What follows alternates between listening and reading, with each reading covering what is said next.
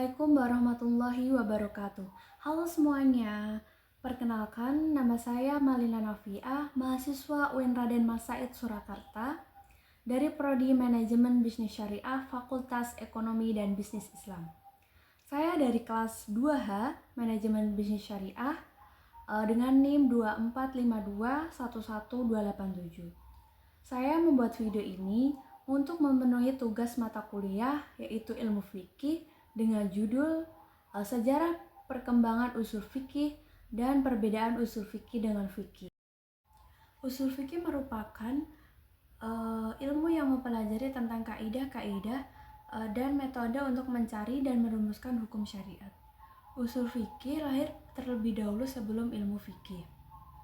Usul fikih memiliki sumber-sumber yang utama berupa Al-Quran dan As-Sunnah. Usul fikih menurut istilah syara merupakan himpunan kaidah dan pembahasan yang menjadi sarana untuk mengambil dalil-dalil hukum. Objek pembahasan usul fikih yaitu berupa dalil syar'i yang bersifat umum ditinjau dari segi ketetapan aturan yang bersifat umum. Sejarah perkembangan usul fikih.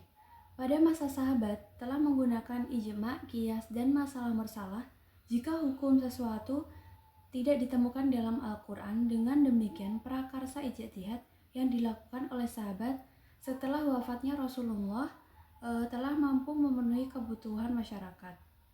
Setelah itu pada masa tabi'in Abu Zahra dalam buku usul fikih menerangkan bahwa pada masa tabi'in metode istinbat sudah mengalami perluasan yang baik dikarenakan ada beberapa kejadian yang muncul akibat bertambahnya luasnya wilayah Islam. Pada masa Imam Mujtahid sebelum Imam Syafi'i ada dua tokoh besar yaitu Imam Abu Hanifah dan Imam Malik bin Anas. Imam Abu Hanifah pendiri mazhab Hanafi menggunakan Al-Quran dan fatwa sahabat sebagai dasar utama dalam istinbat hukum. Sedangkan Imam Malik bin Anas memiliki metode seperti terlihat pada sikapnya dalam mempertahankan praktik ahli Madinah sebagai sumber hukum. Ilmu usul fikih tumbuh pada abad kedua Hijriah. Pada abad pertama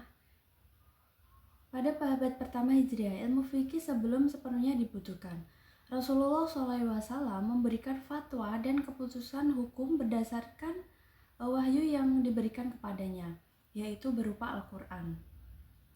Dan berdasarkan ijtihadnya secara naluri tanpa membutuhkan pokok-pokok dan kaidah yang menjadi pedoman untuk berijtihad.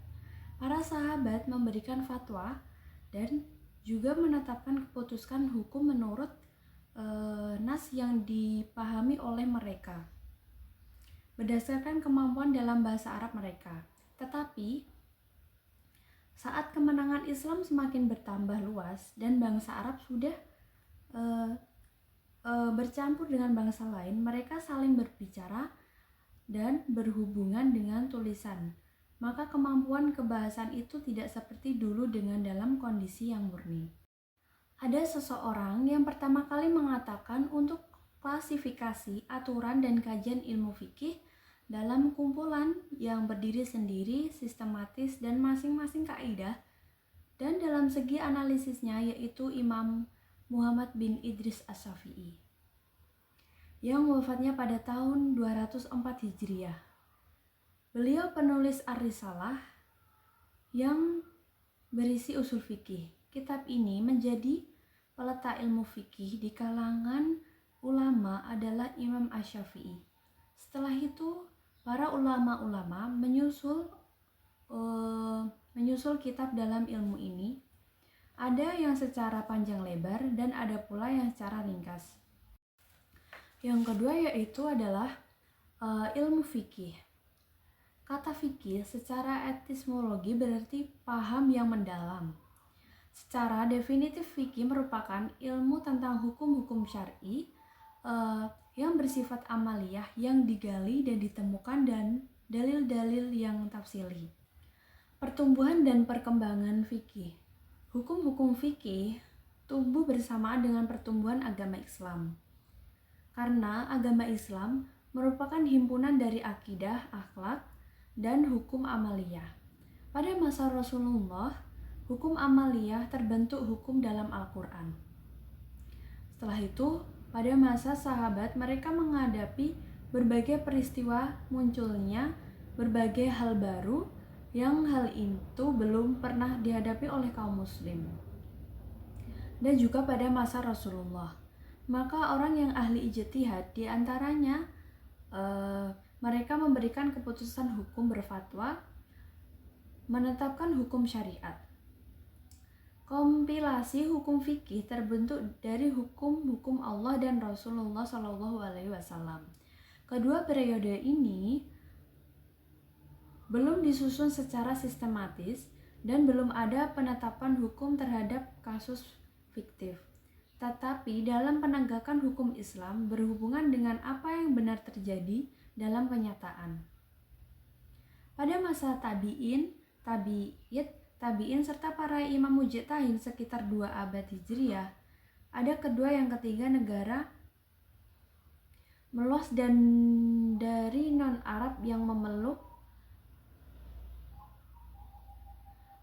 kedua periode hukum ini belum disusun oleh sistematis dan belum ada penetapan hukum terhadap kasus fiktif, tetapi dalam penegakan hukum Islam berhubungan dengan apa yang benar-benar terjadi dalam kenyataan.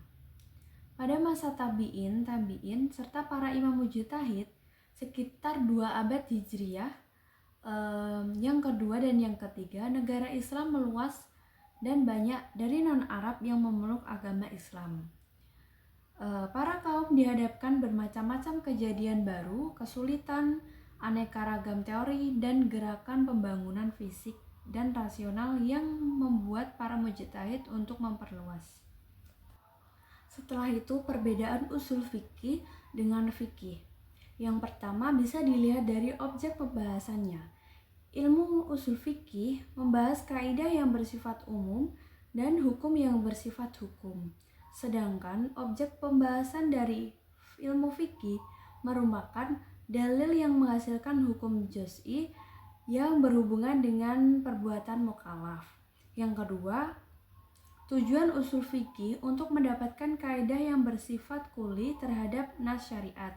Sedangkan ilmu fikih untuk menerapkan hukum syariat terhadap perbuatan dan ucapan. Yang ketiga, usul fikih adalah dasar pijakan bagi ilmu, sedangkan ilmu fikih merupakan hasil dari usul fikih. Bisa diartikan sebagai usul fikih melahirkan ilmu fikih. Yang terakhir yaitu usul fikih bersifat kebahasaan, sedangkan fikih lebih bersifat praktis.